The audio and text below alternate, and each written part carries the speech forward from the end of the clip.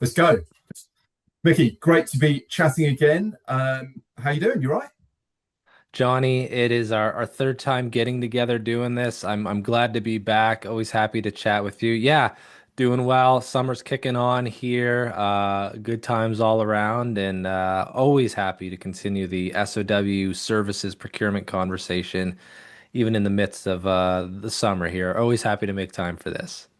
Good man. I appreciate it. I appreciate the content you create, the stuff you're putting out there. And as we'll come on to in a minute, the reason we're having this conversation is because of an article you wrote on LinkedIn. And I was like, oh, I want to reply to this, but there's just too much to say. And I was like, let's just have a conversation. So I imagine we'll probably be seeing each other in a month or so's time in Dallas anyway, but it's good to just get together and have this chat. Um, Yeah, yeah, but you've as got so always. much going. You've got so much going on at the moment. What's so loving? Be quick with Mick. This is obviously a bit of a different format. How's that going? Well, yeah, I mean, for a very quick formatted show, yeah, it's fun, it's quick. I'm coming up on season two here. I'm revamping the show, bringing it from about 5 minutes down to about 3.5 minutes, trying to make it just even quicker. New questions, new games. I think it's just a fun way to connect and relate with people in the industry in a very digestible way. We're all very short of attention, and we're trying to do a million things. So trying to put something out there that is easily, consumable in a short amount of time as possible, and bring a little bit of personality to the people that join the show, and shed a little light on the industry and what people are up to, and add a little personality to the faces that you see around the industry. Yeah, totally agree. I think it's great. Like as you say, adding a bit of humor, a bit of personality. Bringing feeling that other people feel like they're coming into the conversation because it's a bit more kind of personable than like a formal interview. Um, Right. yeah, it's interesting because it's the flip reverse of some of the podcasting stuff, such as what I do, which is very much long form. Um, I tend to think with stuff like a detailed topic like services procurement or statement of work type conversations, there's quite a lot to it, and there's not that many people talking about it. So I feel like the world needs to build up some decent content, to build up some decent conversation. But obviously, like doing a long form podcast, one of the things that we find works quite well is just chopping up the clips. People can, if you Yep. transcribe it, people can zoom to a point they want to check out, or if you timestamp it, people can do that. When you transcribe it, people can read it. If you've got clips, people can jump in and out. But yeah, I still like the flow of the conversation. You've got loads of other stuff going on though. What else is happening in your world at the moment in terms of the kind of projects and stuff that you're focusing on?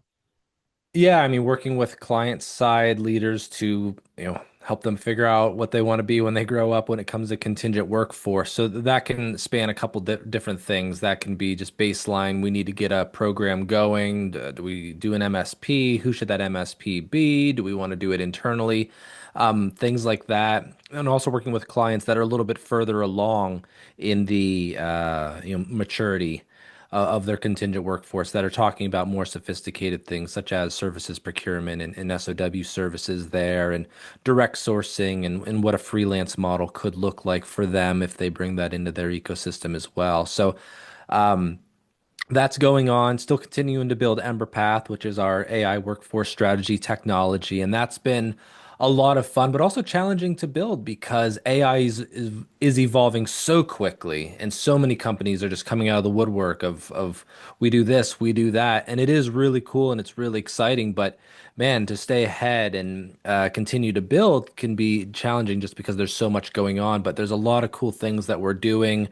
We're in the middle of building and testing and getting folks into the tool. And that's been really exciting to see this actually come to life and have a product to say, hey, go in and to this sandbox and play around and see if this fits your needs. And then reiterating, getting feedback and going back. And I mean, as building a technology yourself, getting people in there, getting that feedback, and then making the tweaks and things along the way, can be very rewarding to see that happen. Also working in Gig Matters, which is a company I started up with a few other fine folks, really focused on delivering digital assets for companies, particularly providers of contingent workforce services, helping them find their brand and their voice, acting as an extension of their marketing team, putting together video contents, webinars, client communities, and offsite events. Things like that that tie into a lot of the media that things that I've done over the past few years, and being able to help companies with that. So that's been a lot of fun. But yeah, busy, and then obviously always doing the consulting and then creating content and just trying to stay relevant in a very busy and saturated space. I think you do stay relevant. You know, you've always got something interesting to say. You do cover a fairly broad range of topics across that whole contingent workforce span, which I'd imagine is quite a lot to stay on top of. But you've got the knowledge and the experience to back it up. And I like the thing I like about your content, or one of the things I like about your content, is you're not kind of just saying, "Hey, I'm right and I've got all the answers." You're asking the difficult questions. You're putting forward opinions, using examples and stuff like that, which I think is more useful for people than an approach that just says, "Hey, this is the way to do everything." And I sometimes like the way you pose quite tricky questions. Well, yeah, because I mean, if somebody had it all figured out, we would just be doing what they're doing, right? And I don't know that there's one answer for a lot of the things that we do. There are leading practices, things that have worked well for others, but sometimes it doesn't always work well for some others, right? And I think asking the right questions, I think, is the is a really important skill. I think I'm actually in the middle of writing an article about should you be what's more challenging, making decisions or asking the right questions, and where I'm going with that is we just need to think openly about this, and not everybody has one right answer. And I'm sometimes wrong, and I always love being challenged and saying people saying, "Hey, think about it this way," or "This worked for us," because it just opens our eyes to new ways of thinking, or maybe things that we've cut ourselves off from diving into, from whatever predisposition we had. And so I think there's just lots of viewpoints, and it's always good to have an open mind, just to know what other people are doing, what's worked from them, and sharpening our own tools as we continue to advance ourselves while trying to help clients. Yeah, I think there's there's not always one path to where you want to get to, and it's that kind of open viewpoint that you're kind of espousing that I think is the essential thing. People need to be curious. People need to find out what's going on, listen to what others are saying. But I think the most important thing is the desire to achieve results is the Hmm. most critical thing. And if you just look at today's kind of global economic climate, what companies, the challenges they face when trying to stay competitive in the market, there's no room for slouches. People are just going to get caught out, and it happens faster and faster. You talk about AI, innovation, all that sort of stuff moving rapidly. Um, there's just you can't afford to take a break on the side of the road. You've got to keep moving forward, and that's the thing for me. Is it's all about how do organizations remain competitive, because when you drill it down, whether you're looking whatever kind of workforce challenge you're looking to solve, it's about that organization getting stuff done and delivering results for their customers and doing things in the market and being competitive and maybe competing for the best employees and maybe competing for the best contractors and maybe competing for the best gig workers, but most certainly competing for some of the kind of niche suppliers that they might be working with on an outsourced basis. But ultimately, all of it comes down to how effective is that organization at doing the work it needs to do to be successful and competitive in the market. And that's the crux of it. When you break it down and people worry about risks, or they worry about missed savings or costs or things like that, ultimately all comes back to, is your business going to be successful and how does it utilize resources? So I think, yeah, like you say, that open-minded approach, there's not one answer. Let's get the debate going. There might be multiple routes to victory, not one size fits all. Probably a little bit like the technical discussion we're going to get into it in shortly. But the desire to solve problems, there's people like yourself from a consultancy point of view, strategically approaching this with organizations, people like myself working in software technical organizations trying to solve problems from a tech point of view. It's all about all of these resources coming together. And there's so much opportunity out there in terms of potential for improvement. When you look at things like going to CWS Dallas, some of the massive companies there, a lot of the conversations that are going on there, and the amount of spend that there is that organizations spend on work, for getting work done through whatever channel it might be. It's an exciting time and it's an interesting conversation. And it never stops. It always evolves too. What we thought we knew 5 years ago, has evolved and changed to what it is now. And the same thing will have happen over the next 5, 10 years. And not to take it back to AI, but I don't think I've ever seen anything grow and evolve as quickly as we've seen AI, particularly in these past 3 years with the advances in the Gen AI, and where that has taken the rest of the AI world. Because AI been around, for a long time, dating back to the 50s. So the idea of this advancement and trying to solve problems, it's just a funny thing to see how these things evolve and grow, and the challenge is always there. And it's, our industry is about putting people to work to help companies solve problems for their clients. And it's, companies helping clients.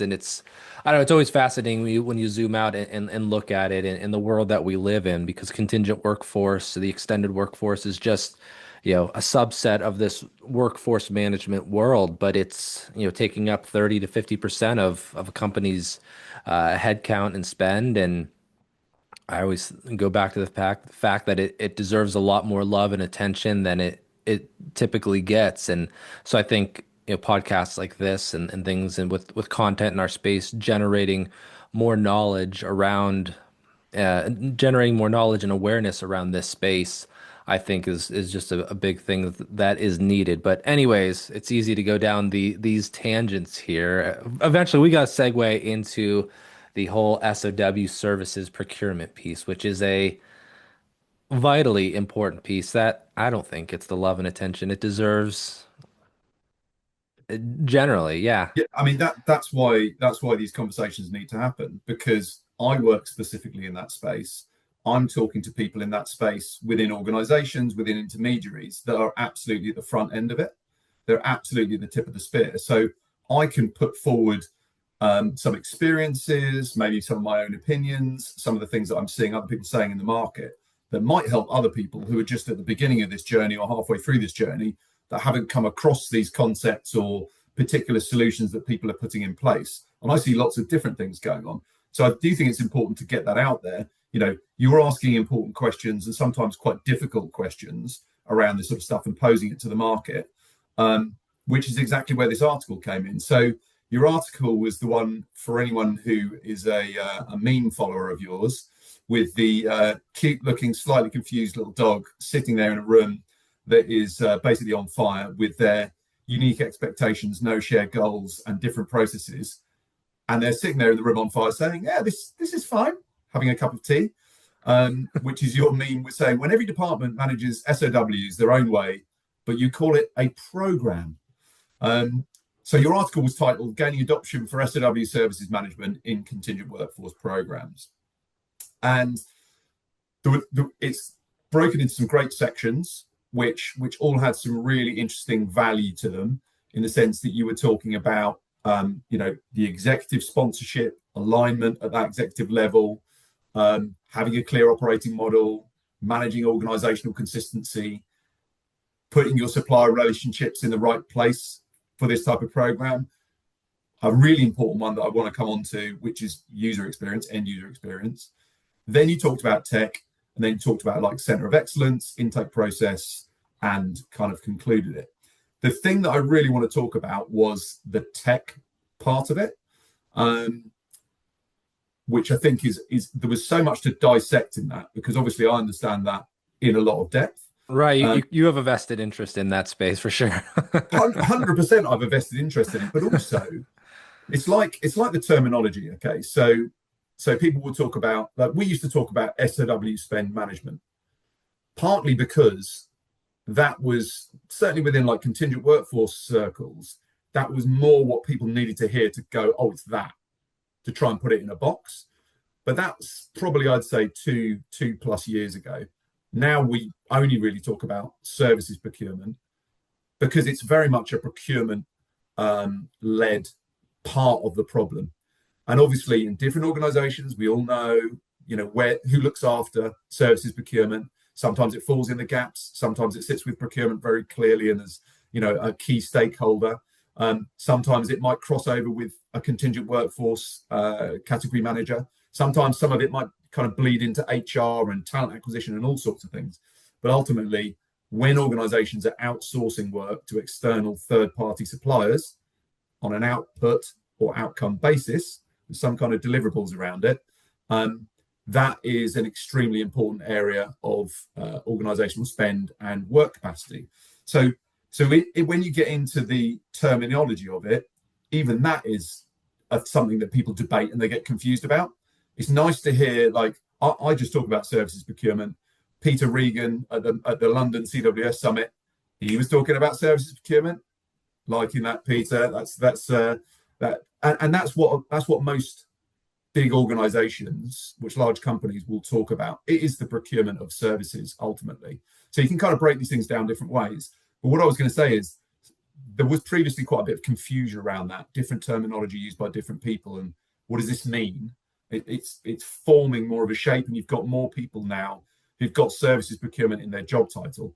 They are the head of services procurement, global director of services procurement, whatever it may be within an MSP, right, and also within end organizations. You're seeing more departments that are focused around specifically the procurement of services. The technology side of it is exactly the same. There's a lot of confusion.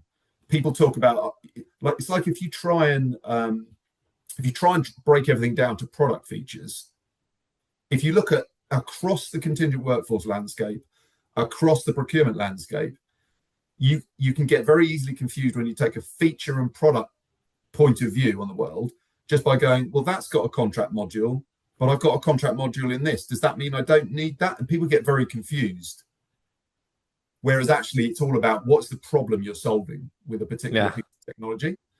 So that was why this part of the article, I found it very interesting. And as I say, I wanted to kind of get a debate going with you and put a comment out there on LinkedIn. I was like, LinkedIn comments don't have enough room for this. So, but do you know what I mean? I think there's a lot of misunderstanding in that space.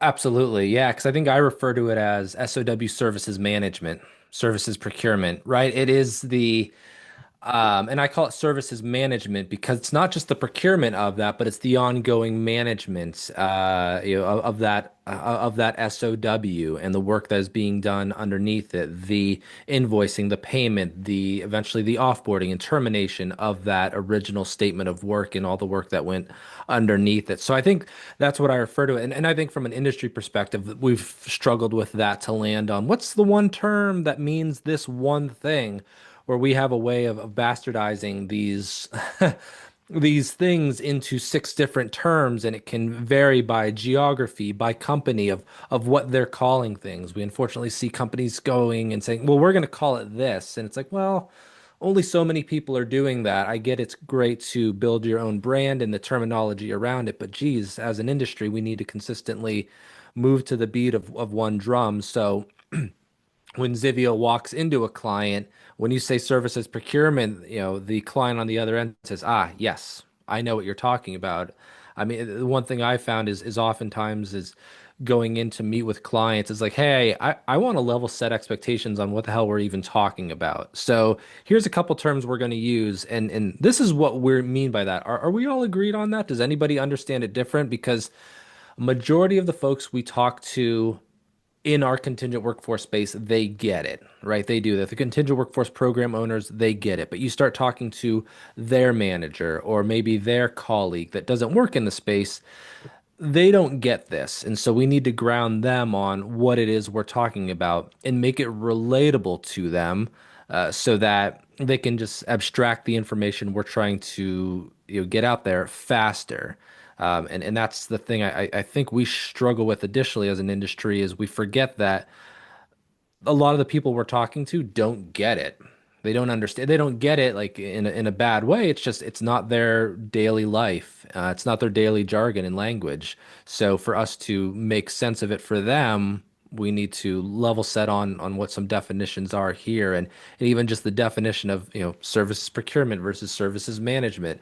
Some people just call it SOW. There's some few folks out there, I won't name names, that are very adamant about it's not SOW. SOW is a document, and I wholeheartedly agree with that. But then we try to abbreviate what we're even talking about, and meanwhile, we haven't even kicked off the conversation because we can't even agree on a definition. So I think all of that can become quite counter to the idea of, hey, we have this great product that's going to simplify the way that you engage workers that are coming through an SOW. Here, take a look. And that's what this is all about. You have a problem with that. We have a solution. And that's a fascinating part of our industry. Love it or like it, it's part of it. Yeah, I mean, look, from a point of view of introducing clients to, or potential clients to a technology solution like Zivio, the worst thing you can do is try and sell it to people or sell at people. Ultimately, it's about understanding the problem, and it's very much, our approach is, let's address the problem and let's outline the way that we see the world, and the reason we exist is to solve this specific problem. Let's talk you through how we see that problem and see what resonates. I've got some great slides on that really, like, identify things that people genuinely go, no, that resonates. I get that. Oh yeah, we've got that happening. The best thing we've got is our wheel of pain, which is basically kind of like, it's about 15 things of like, what would you most like to improve, or what problems do you recognize? For a lot of companies, all of them will be true. Like whether it's, I've got a problem with rogue spend and lack of visibility, or I've got a misclassification issue, or I need to use AI within my services procurement, or I need to avoid just doing everything as a direct award and need competitive bidding. Whatever it might be, there's like 15 of them. Different companies will be focused on different areas, and different things will be more important to them. So from our point of view, we find you can't be prescriptive in a market that is evolving at the rate that the services procurement market is, the management of services procurement. So it's really about understanding that problem. That's where you have to start, and that's certainly the approach we've taken. And I think that's the thing that's useful in broader conversations where you get like peer-to-peer conversations, round tables, right, and things like that. It's discussing the problem, because then people can kind of, align on it and say, oh, it's really interesting to know that you have that problem because we have that as well. And otherwise people feel isolated and think, are we the only guys that are doing this in this way? Right. You start talking to people, and you talked about your wheel of pain of 15 things. Yeah, we have these usual suspects of problems that, these buckets that everyone mostly falls into at some point in their maturity of trying to evolve the management of these things, right? And I think that's sort of the funny thing is like, oh, well, we're unique. We have this problem. It's like, you're unique. Like that problem is yours, but everyone else has a very similar problem. But the way the problem is sort of articulated from your side of the business is what makes it unique. And the people that it impacts and the way that they're trying to complete their book of business, that's where the uniqueness comes in. And so we have these generalized buckets of problems, but then when you get in specifically and unravel the pain and the issues behind it, and you get to the root cause, they are fairly unique. But then the solution usually ties back to that original bucket, but it's making it feel customized and very adaptable to their specific needs, because they don't know what everybody else is doing, and generally they don't care, although the relatability of, yes, we're not the only one struggling with this, could make you feel a little bit better. But I think that's sort of an interesting thing about when you're going in to solve that pain, solve those problems, that there are these generalized usual suspects of problems that majority of companies face, with underlying unique values that tie back to those. Yeah, exactly. Because, it goes back to what you were saying about SOW, or statement of work. If you're procuring something under a statement of work style contract, whether you call it a statement of work, a work order, a task order, whatever it is, it's outputs, deliverables against a third party supplier delivering some sort of service. The fundamental mechanics of that that contractual vehicle are basically the same. So the fundamental mechanics of the process you're trying to achieve are going to be basically the same across organizations. But Right. all of the nuance comes in. How are they set up from a technical perspective? Goes back to why this article I found particularly interesting, this paragraph around the technology side of it. What's their operational setup? How do their processes operate? Which departments are involved in that? How strongly are things mandated versus, how much are people left to get on with stuff? What are their thresholds where they can do stuff on their own versus getting more oversight, etc. So I agree. There's a lot of nuance to it, and people need solutions to fit their specific problems. Which is why, as a technology provider, I would certainly espouse this to anyone else in the space or in a similar type space. Going in on a feature, product feature and function led sell. Or even a function and feature-led conversation is not, in my opinion, the most effective way to do it. You need to understand the pain that the client has, and you need to be able to explain how the solution achieves their goals. So yeah, it's not just a question of, has it got this thing or that thing? It's like, how do you get to the endpoint that you need to get to? So going back to the paragraph in the article, so the paragraph on tech was, he said, one of the things you need, point 6, was tech that actually works, in brackets, together. As soon as I was reading this, I was like, okay, here we go. Let's see what we got here. So he said the best intention programs fall apart when the tools don't talk to each other. Absolutely true. So one of the biggest issues with the management of procured services, or putting a services procurement program in place to manage the spend, all the stuff you're buying under statement of work engagements. One of the biggest problems is people just not putting a program in place at all. That's the number one problem, is people struggle to get their arms around it. They struggle to get started. So for me, it feels like a heinous crime if people are being brave and actually getting started, but then doing it badly. It just feels like such a shame. I mean, obviously, there's probably lots of different reasons for that, but is that something that you've seen a fair amount of? Yeah, I mean, there's the two sides. There's the program operational side, and then the technology side. And I think it's always a struggle to move this forward. It falls under that contingent workforce umbrella, so it is generally not prioritized. It's thought of as an afterthought. B, the amount of intelligence and people that they have that are working on this are quite limited. And the people that know this stuff, not that they're not intelligent in general, they're intelligent in other things that may not necessarily be applicable to this. So I think that goes back to the prioritization of this, which I think is a big sticking point in our industry, whether you're trying to implement a tech or a solution or whatever it is in the contingent workforce space, is it worth it to us? We talked about problems earlier, and these buckets of problems and the wheel of pain. Yeah, we know those, but the question is that pain, is that problem big enough to actually action?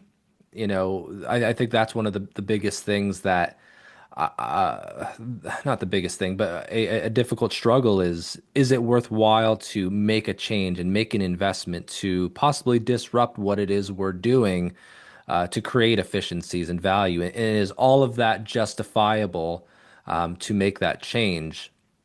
Because the true biggest thing that holds our industry back is complacency and the ability to make a change and that commitment to change. And so, whether it is a tech or an operation or service, that commitment to, yes, you know what, let's go with the Zivio solution, and let's do it. Now we got to get everybody on board, and now we need to do that change process, and that could be quite disruptive. When we look at the technology, part of what I was getting that at is, there's the tech working together. There's, clients I've worked with where they have 6, 7, 8 different systems that are doing some part of the end-to-end process of services procurement, services management, whether that's, the sourcing, the RFP, the contracting, the actual management of the assignment, the payment, the billing, all of that, a bunch of disparate systems.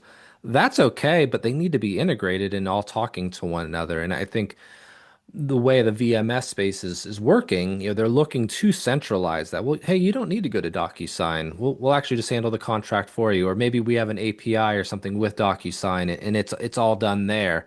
The trying to create a one-stop shop for it all, and I know some people don't like that term, but basically a centralization of the steps and the technology that you need to use is, I think, one of the most important things. Because if we go back to that change, boy, this new process that we're changing to better be a lot easier than what I was doing before. Because if I'm going to have to learn a new system, even if I'm going from 8 systems down to one, that's still a new system that I have to learn and I have to use consistently. And I think all of that ties together to be prohibitive and not to be a negative Nancy about it all. But those are the problems that as providers, whether you're tech or consulting, we're trying to work through. And hey, yeah, this change actually is completely worth it. And here's the value you're getting out of it.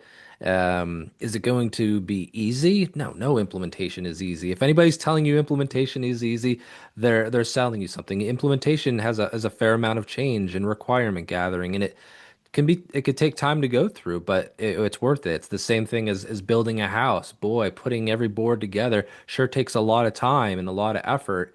But it's worth it when you get to the end, when you have this full product that you can, uh, manage all of your services procurement. So, sort of a long-winded answer, but trying to cover both sides of that when it comes to the change that's required, and going back to that original statement of the technology, and it needs to work together. It all needs to work together, tech and people included. Yeah, 100%. It's interesting you use the phrase one-stop shop. I literally had a client refer to us like that in a very nice LinkedIn post recently, which I thought was quite interesting. It just speaks to centralization. And there are many different ways and many different technologies by which people can solve the problems they need to solve. But I think, there needs to be a clear understanding of what's possible, and there needs to Yes. be a clear mandate for why an organization wants to do it. You hit on probably the most important point, which is where's the desire for change. Okay, so we sponsored CWS London this year, and I ran roundtables, ran three sessions of roundtables, as I had done the previous year. The previous year, I was the only person talking about services procurement or statement of work. This year, there were like 5 other people talking about service procurement, statement of work related issues, which is fantastic. There's more urgency, there's more conversation. One of the really big game changers with regards to services procurement is AI, and it's both sides of the coin. So one side of the coin is it has massively turbocharged technology providers like Zivio and others to be able to just provide massively more value. The other Without a side of the doubt. coin, the other side of the coin that maybe people don't think about so much is say goodbye to your excuses. Right? If organizations can't effectively manage their services supply chain and optimize it and get the best suppliers and allow the people in their organization who need to use suppliers to get work done to do it really quickly, really easily, in a compliant manner with value in mind, they will lose. If they don't do that, they will lose in the market. And the excuse has always been, it's too complicated. It will be too difficult. You're dealing with large amounts of unstructured data. Well, guess what? Large language models are perfect for helping manage that type of problem and helping solve that sort of problem. So it's a two sides of the coin in the sense of goodbye excuses and hello kind of much, much more effective solutions. So I think that's a really beautiful thing within this market. And I do think it's going to be one of the biggest catalysts, or has been one of the biggest catalysts, as to why things are tipping over now, and to the point where I can't remember whose podcast it was, webinar it was, but somebody from Allegis was basically saying about the increase in volume of RFPs that have services procurement in them for like contingent workforce MSP programs. And he was basically saying they all have now. And actually a lot of them have either services procurement that's significantly bigger in value than the contingent workforce contractor side of it, or it's just services procurement that's up for grabs. So it is genuinely changing, and it's changing rapidly. And when you talk about that kind of one-stop shop, I mean, we are, there are VMS systems out there, there are source-to-pay systems out there are procure-to-pay platforms. We're a services procurement system, which is a different category of technology where we only deal with the services procurement problem. But you can see how the technology stack breaks down. You're always going to have that strategic sourcing layer, or that source to pay, procure to pay layer at the top level. Organizations are doing that. It's very entrenched and embedded. Cooper, Ariba, Ivalua, etc., doing that work at the top level, managing the purchase to pay process, and doing a lot of the strategic sourcing where MSAs are put in place. But when you break down to a level below that, yes, obviously there are VMS there for your contingent workforce interactions. And I never understand really why VMS are called VMS, because they should be called, in my opinion, contingent workforce management systems, but they're called vendor management systems, which I always find a bit vague. And then We went down that path and we're not changing now, it doesn't sound like. exactly. Yeah, absolutely. It's a little bit antiquated for the purpose it actually serves now, but we are where we are. Yeah, so you've got your VMS there to manage your contingent workforce interactions, and now you've got services procurement systems there to manage the services procurement side of things alongside that. And actually, if you look at those two blocks of spend, quite often the services procurement side of it is 6 to 10 times the size of the kind of contingent workforce traditional contractor side of it. So the drive to do it, the drive for change, AI is taking away the excuses. It's massively enabling the solutions, and the amount of spend, the visibility on that spend, and the urgency on what are we doing with that spend has just really pushed it to the front of people's minds. So I'm expecting it to be certainly a big topic of conversation at the Dallas CWS Summit.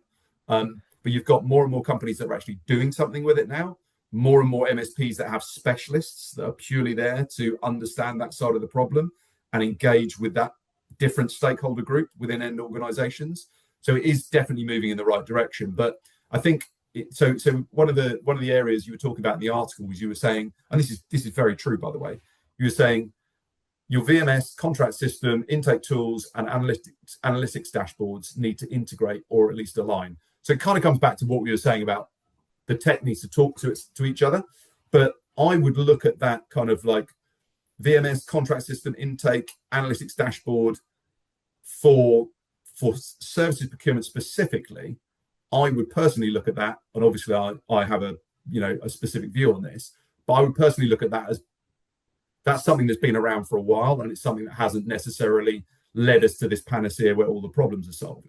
I'm not saying there's one way to do everything, but what do you, when you look at these situations where maybe it isn't that well connected, what do you see as the typical workflow when people take that type of approach in terms of what they're actually doing within an organization? Yeah, making sure I understand the question. So when they do have disparate systems, what that workflow is looking like, is that what you're getting at? Yeah, because you can end up with kind of like swivel chair situations. Well, that was what I was gonna. Yeah, I mean, yeah, you just have these disparate processes that are owned by different teams using different technologies, and it just becomes very chaotic. I mean, it's the antithesis of what the solutions that we're going for are, right? It's the genesis of why these types of things are needed, because you have just things done differently in different systems. If they don't talk, obviously there's value loss, data corruption, going from one system to the next, is particularly if it is a manual swivel chair approach. We do see that a lot, and there's just a communication breakdown, to put it bluntly, in terms of what it is you're trying to get done, of what you're trying to achieve, right? And trying to get that out of, I have a need, right? Well, So absolute breakdown.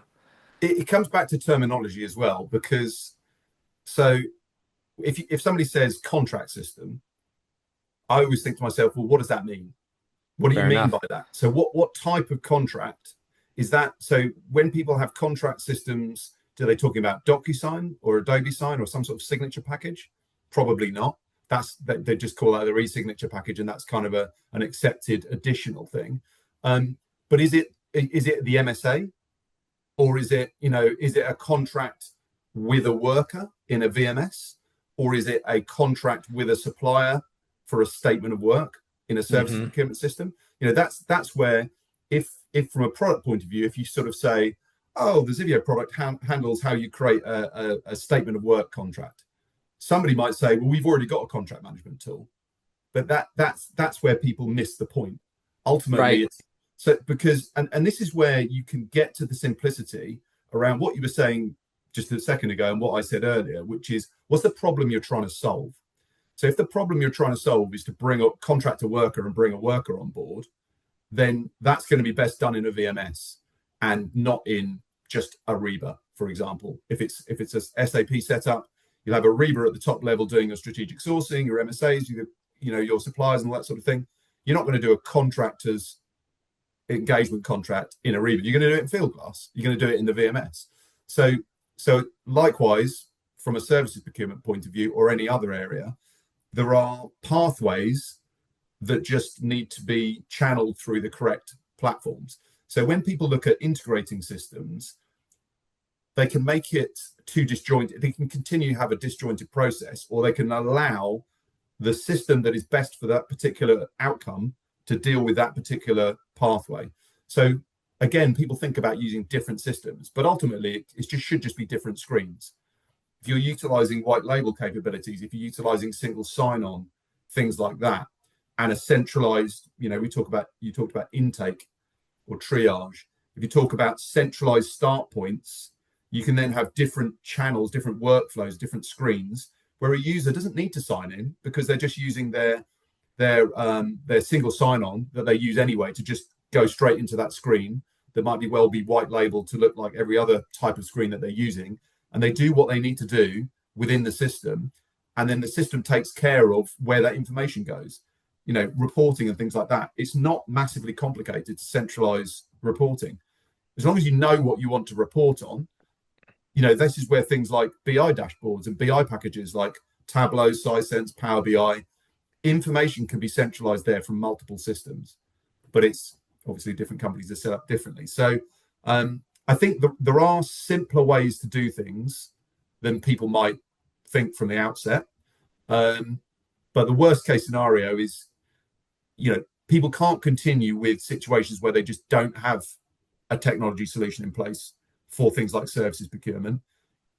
Manual workarounds, just stopping people from getting things done quickly, making people go outside the process, causing compliance risk, all kinds of financial risk. It's just those companies, as I said earlier, they're not going to be able to compete effectively. They will just lose. So I think although it's a thorny issue, organizations do need to start addressing this.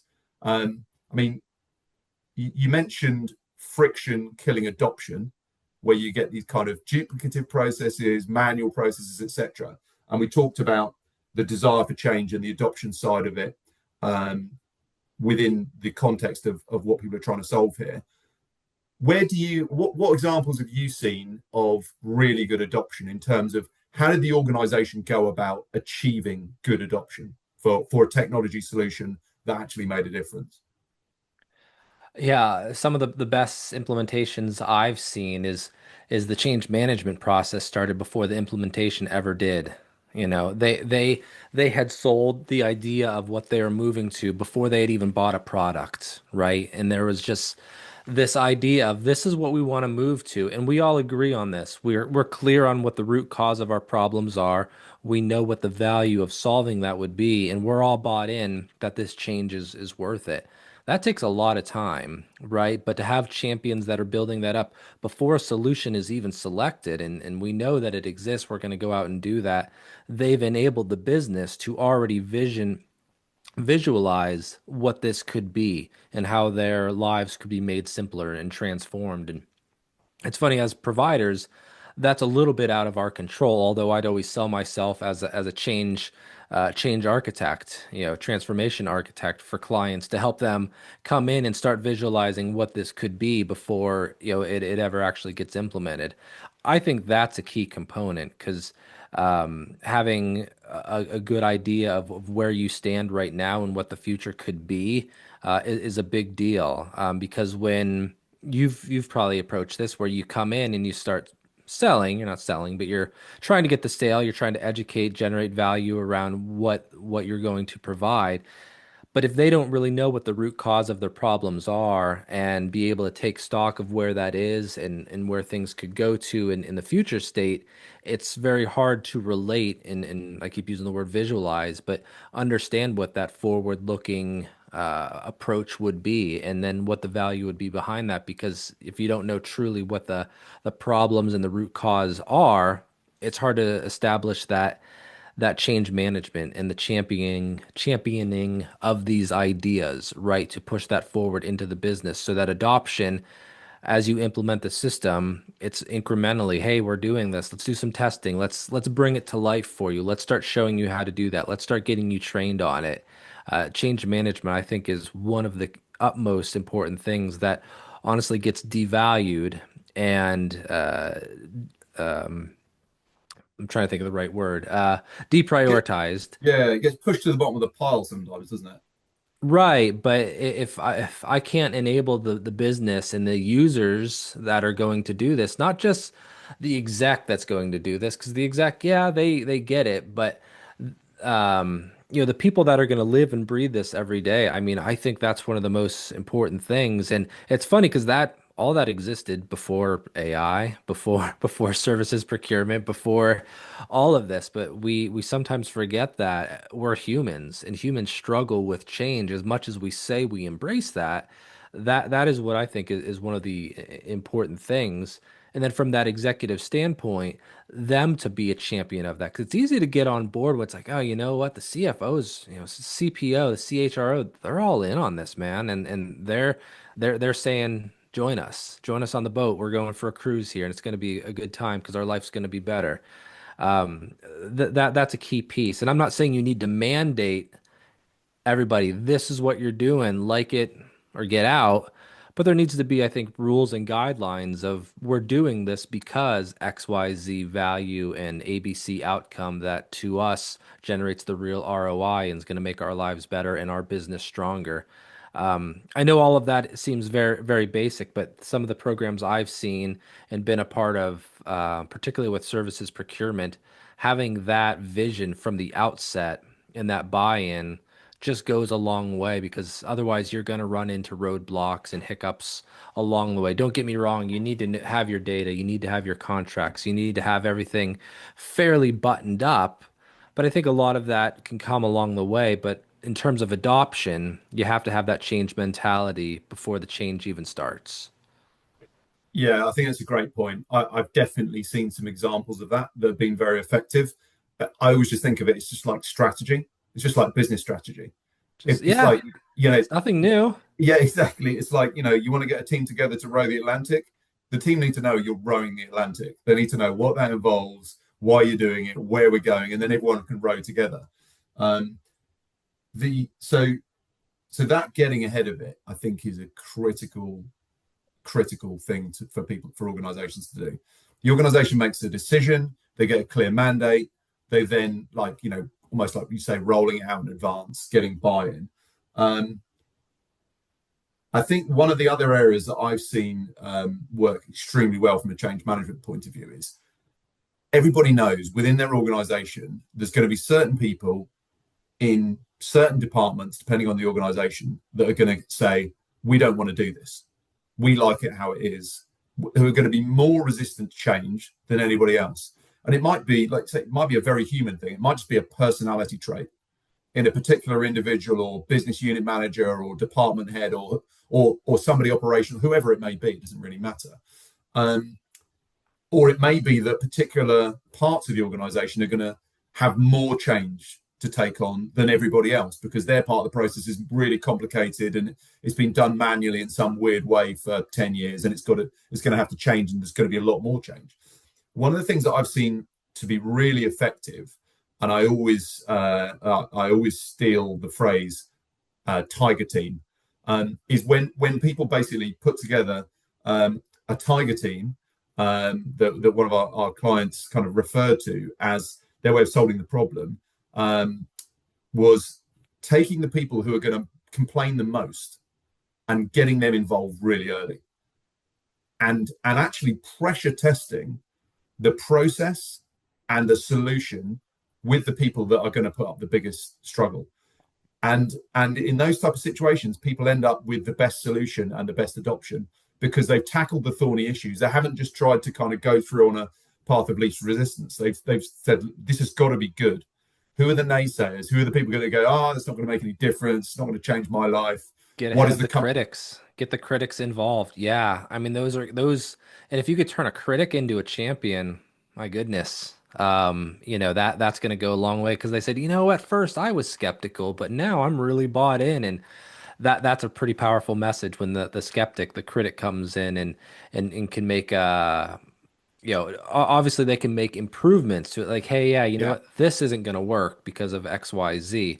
Great. That gives us something to evaluate as we're assessing this and setting up this technology. No, I love that. That's a great approach. And like you say, they can improve it. So they can help shape it. They can pressure test your Yep. solution because within organizations, it's like I don't know, if the family's going on holiday, somebody says, have we got the insect repellent? And this is like somebody who's thought of, have we got this, or did we remember the kids' fishing nets, or you're going to the beach, whatever it is. There's going to be people who say, hey, have you thought about this? Because in the reality of how our business operates, this is important, and we need to make sure this is taken into consideration. And when the plans are just kind of like loftily rolling along at a strategic level, you might miss something that could really put a kind of a nail in your tire as you get going if you don't address it. So I definitely think that early pressure testing of the solution, it's not about finding reasons not to do it. It's about finding the best way to do it. And if you find the best way to do it, you will get better adoption. And I think this kind of leads me on to the thing that resonated most out of what you were saying. So you were talking about the confusion about which systems do what, and the handoff between systems. We kind of discussed that in terms of, best of breed, horses for courses, what's the right outcome, which thing is solving which problem. But then you were talking about the fact that you need to outline the tech stack, really have a plan for it. What's the flow? And you said the critical thing, which is what will be easiest for the end users. That's, for me, that's the magic, because we always used to primarily think about what we were doing from the point of view of making procurement's life better and easier.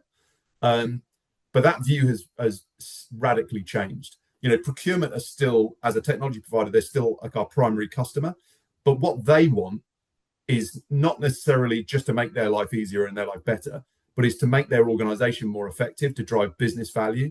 And to do that, they've got to they are there to enable the end users to be able to buy the services, buy the best services, make it compliant, make it fast, so the business can succeed and everyone can get a pay rise and keep their job, and the business sails forward very nicely. So the fact that you brought up that end user piece, I think that is something that is completely critical. And sometimes it sort of gets lost in the detail.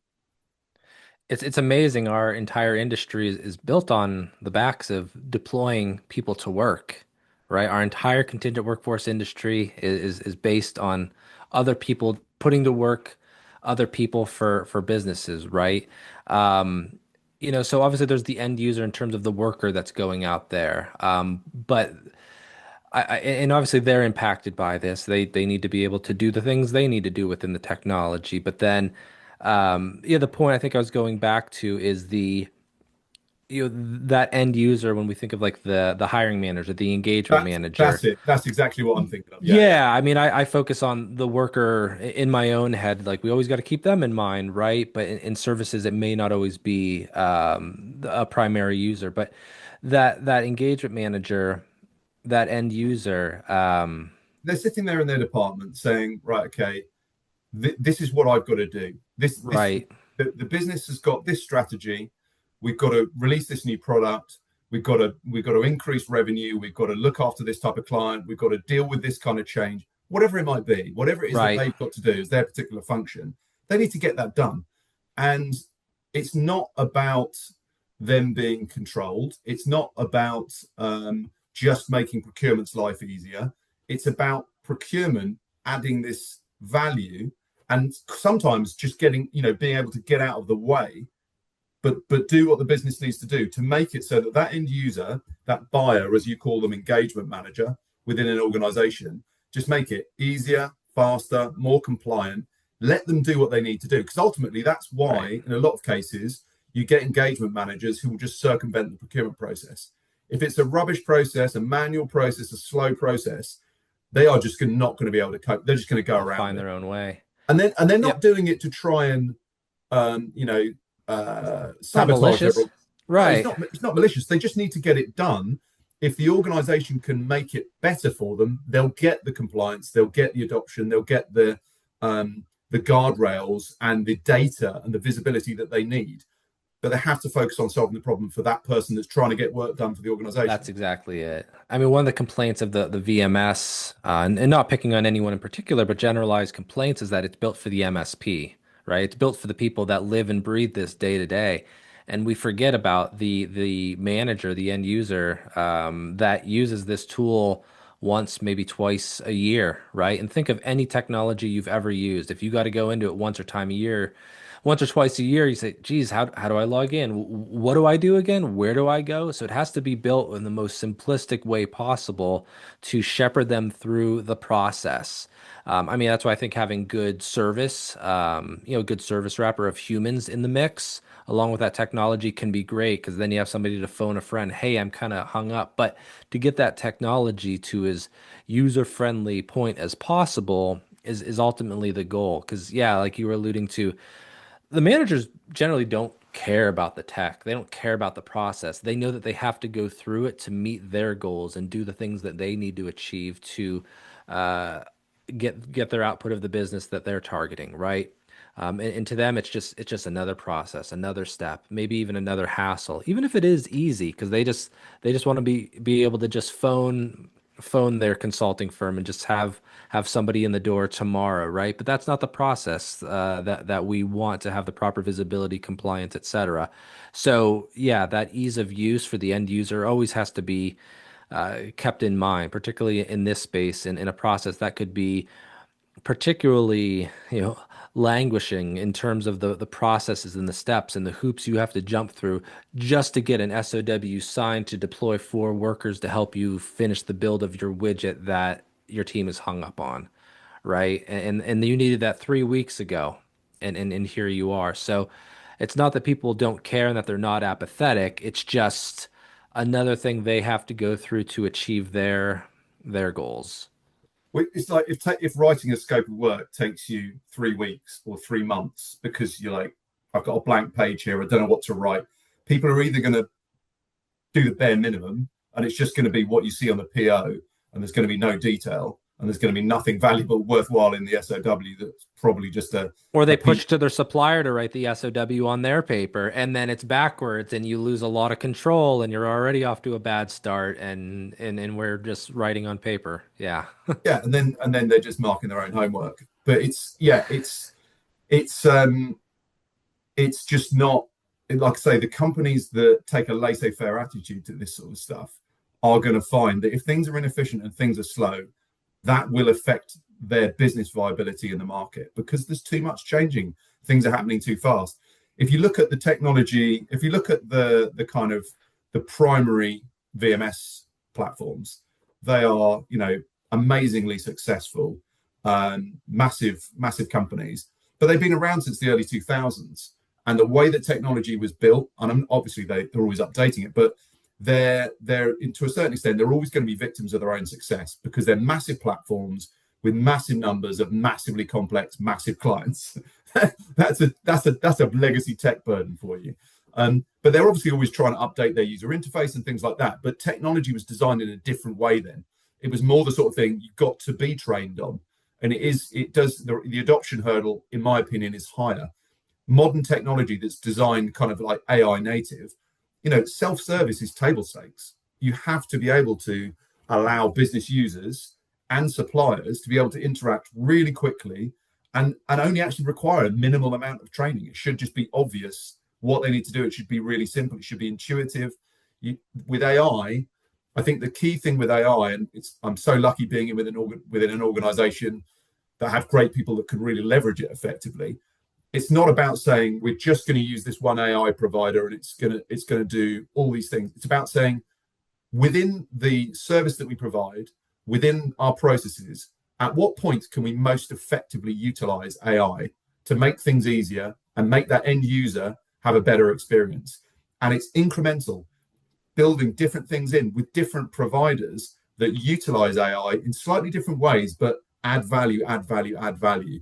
Not trying to force things into just one box or one solution, but just saying what's the most intelligent way to add AI to this process to take away to make things easier where they need to be made easier. Those low consequence decisions dealing with like say for example, if you've got bids coming in, you might have 5,000 word bid to look through. Well, it doesn't hurt to have a really good AI powered summary of that bid and recommendations on that bid based on what was in your scope of work. Right. And large language models are very good at doing that very accurately. So there's all these things that can be added to it, but by making it easier for that end user, it's just if as a technology provider, if you're not focused on that, you won't survive. Right. And I'm clearly all in on AI without a doubt. The only thing I caution is like, is it solving a problem, or are we just bolting on AI to say we have AI? If it's genuinely solving a problem and the need is there and it's not adding a complexity on top of the problem you already have, then absolutely. I think we've seen, with the shift in everybody does AI this, AI that, solutions have been spun up without them necessarily matching a very specific problem. And I think that becomes a problem in itself if you're just spinning up AI to say that. Um, that could be prohibitive later, perhaps if that AI fails or the need evolves. So it has to tie back.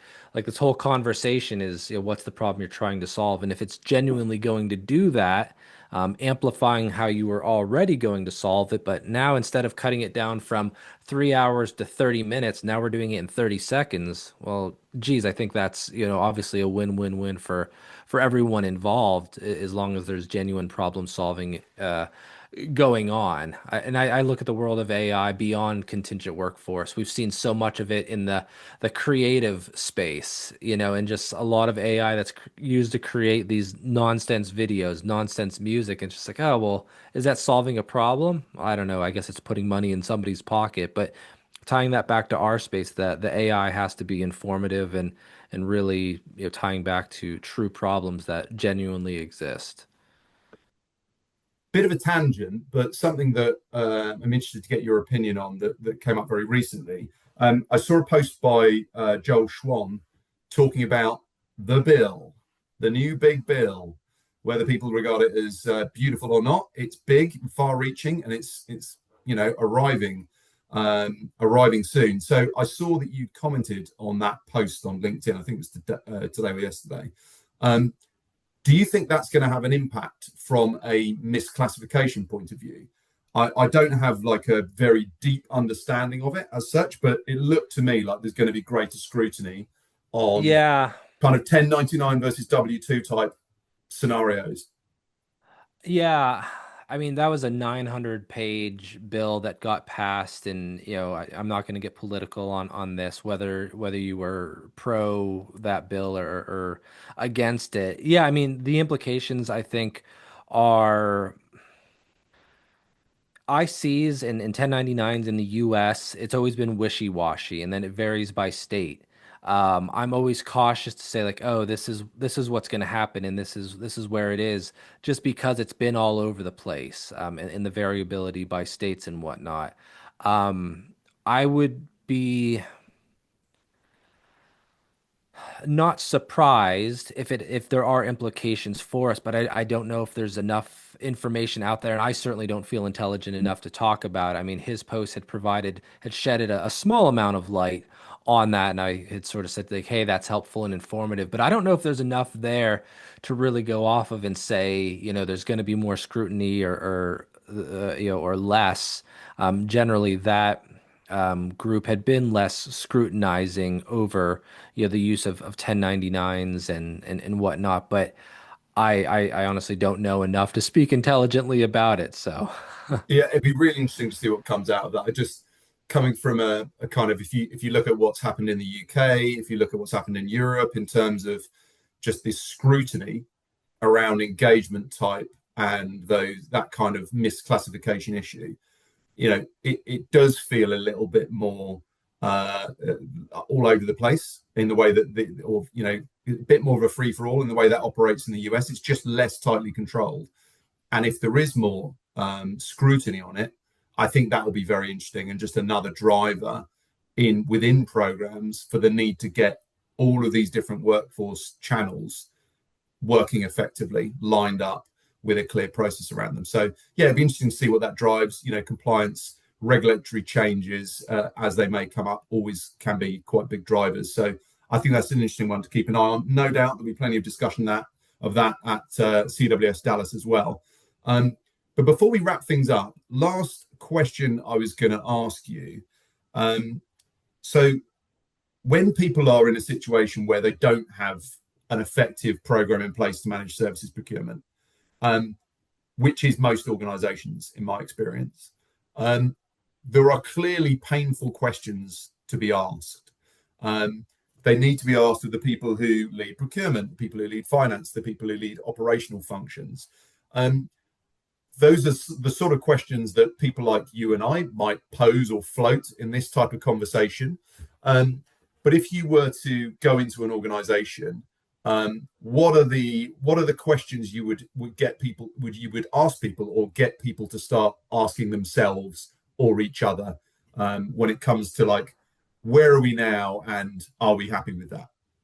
Yeah, I mean the general questions, what are the pain points? What are the problems you're trying to solve? But tying it back to what we were talking about, how painful are these problems in these situations that you're going through? Because I think depending on the maturity of your organization and the things you're trying to change, perhaps there isn't a an absolute must change. Maybe there are more dire things going on in the organization that they need to get things right. But I also ask, like, how serious are they in terms of improving their workforce management and the way that they engage non-employee talent? Because if they're not prioritizing that, I can't force them to do that. And I can show them all the value of what I do. You could show them all the value of Zivio all day, but if they aren't committed to this and seeing it as a priority, even though it's 30 to 50% of their workforce, man, there's not a whole lot we can do. And I hate to be just like, well, you just give up, but there has to be a certain mentality and commitment to being able to make this change. So